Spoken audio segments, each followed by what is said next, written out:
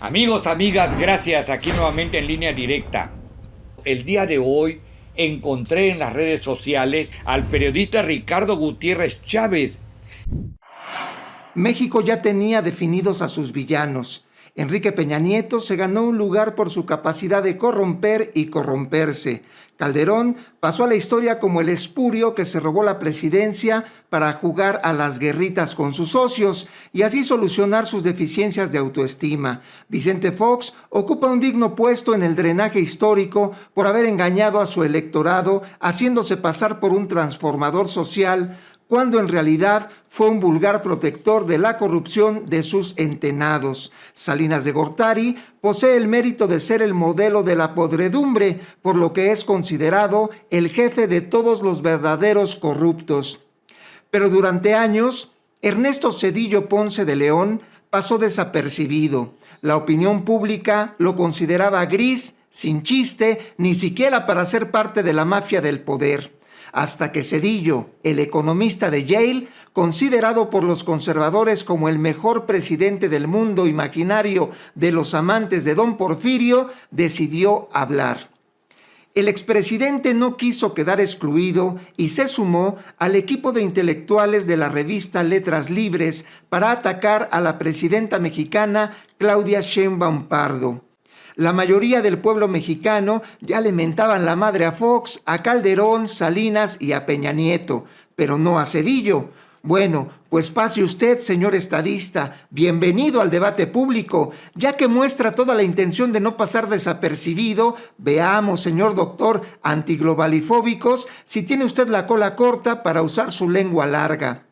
Como paréntesis contextual, es necesario decir que la presidenta Claudia Sheinbaum ayudó a que todos conociéramos los dichos de Zedillo, ya que si lo hubiera ignorado, los únicos que hablarían de Zedillo serían los comensales de los restaurantes más lujosos de las Lomas de Chapultepec o de Santa Fe.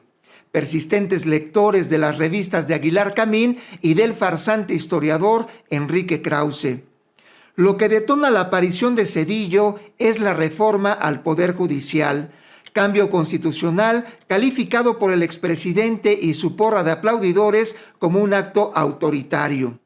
Señor Zedillo, no piense usted que somos imbéciles. Usted eliminó con la fuerza de su presidencialismo a los 26 ministros de la Suprema Corte de Justicia. No le preguntó a nadie, no hubo foros abiertos ni marchas para defender el Estado de Derecho. Lo hizo con la sumisión de un Senado prianista sobrerepresentado y sobre todo con la muda actitud de quienes ahora se rasgan las vestiduras con la hipocresía que solo engaña a los aspirantistas. Zedillo impuso con el poder de su regalada gana a 11 ministros para, entre otras cosas, proteger a su familia. Pero ¿de qué habría de ser protegida la esposa, el suegro y los cuñados del expresidente? La respuesta está en el expediente Leo. Pero antes de pasar a ese tema, revisemos el desempeño del beneficiario de una pensión vitalicia del Banco de México por su destacada labor como economista, ya que en eso, como dice su título de doctorado, es un experto. Zedillo fue el principal beneficiario del cambio obligado de candidatura a la presidencia que dejó vacante de forma también obligada el neoliberal Luis Donaldo Colosio Murrieta. Zedillo recibió los efectos de las estúpidas decisiones y corruptas acciones de sus antecesores. Las acciones de Zedillo para corregir la economía del país no fueron menos estúpidas. Zedillo dijo que el país crecería el 7%, pero descendimos 4 puntos porcentuales. Dijo Zedillo que acabaría con la inflación, pero los precios aumentaron 500% y las tasas de intereses subieron 7 puntos. Las decisiones de Zedillo se basaron en la tradicional costumbre de los peleles del sistema neoliberal: beneficiar a los más ricos y poderosos con el dinero de los más pobres y vulnerables. Como el señor doctor en economía Ernesto Zedillo no tuvo la capacidad de descubrir otra forma de solucionar el problema, es decir, no pensó afuera de la caja, no fue innovador, ni aplicó las técnicas que les piden a los gerentes empresariales para salir de las crisis. Zedillo dijo que no tenía de otra, que sus diplomas no eran reflejo de su capacidad cognitiva inútil para encontrar rutas distintas a la corrupción. Así que ni modo, el pueblo de México seguirá pagando billones de pesos para que los dueños del dinero sigan disfrutando de su cafecito con leche Carnation. La mayoría de ellos siguen siendo empresarios que hoy se llenan la boca con la cantaleta de ser los benefactores de la sociedad por contratar a la masa de trabajadores que les tienen que tolerar sus aires de grandeza. El economista Zedillo devaluó el peso de forma estratégica. Primero avisó a sus cuates de que habría una devaluación. Ellos, sus cuates, protegieron sus inversiones y capitalizaron la información privilegiada, lo que provocó una de las peores crisis económicas en detrimento de millones de personas que aún seguimos pagando el efecto tequila. Pero al eminente catedrático de economía que quiere que le aplaudan por cometer la burrada de malvender la industria ferroviaria mexicana, el inteligentísimo expresidente, héroe de los amantes del látigo, Zedillo, no resultó tan brillante como presumen sus fans, pero tampoco resultó ser menos corrupto. De acuerdo al expediente militar llamado Leo, la familia de Ernesto Zedillo Ponce de León ha sido señalada presuntamente por ser una pandilla de comercializadores de sustancias nocivas para la salud. Así, ha sido documentado desde hace décadas. Pero Zedillo, para no perder la tradicional conducta de los prianistas de abolengo, mandó ocultar las evidencias. Pero como la verdad siempre flota en el río del tiempo, en estos días pudimos escuchar la presunta voz de la esposa de Zedillo mostrando un comportamiento similar al de Genaro García Luna.